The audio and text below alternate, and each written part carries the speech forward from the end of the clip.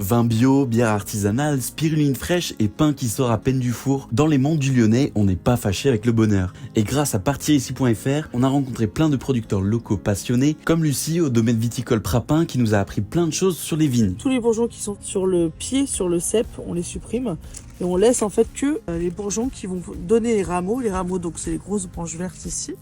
Et puis du coup forcément ça laisse apparaître les grappes de raisin. Obligé de passer par la case dégustation et c'est très difficile de repartir les mains vides. Lesquelles te tentent, toi?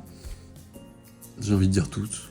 On a également rencontré Alexandre qui brasse sa propre bière et surtout avec sa propre orge. Donc il s'y connaît plutôt bien sur cette céréale. Ça, c'est les épis de céréales d'orge. On commence à avoir l'amande qui se dessine à l'intérieur. C'est cette amande-là qui va donner tout ce qui nous intéresse pour la production de bière. Les tanins seront portés, eux, par l'enveloppe de l'orge, qui pour l'instant est verte, mais qui va griller au moment de la maturité et qui va donner la couleur jaune de la bière, en fait. Un peu plus surprenant, la visite d'une ferme de spiruline, un nouvel aliment tendance, mais si tu ne le connais pas encore, Perrine va tout expliquer. Alors la spiruline, souvent effectivement on entend parler d'algues ou de microalgues alors que c'est absolument pas le cas, c'est ce qu'on appelle une cyanobactérie et c'est l'aliment le plus complet après le lait maternel. Donc il y a 60% de protéines, donc 3 fois plus que dans la viande, toutes les vitamines sauf la vitamine C, beaucoup de fer, des oligo-éléments, des minéraux, à peu près tout ce dont on a besoin pour se maintenir en bonne santé. Là je te mets juste quelques grains, là tu peux croquer au moins une fois pour avoir le goût.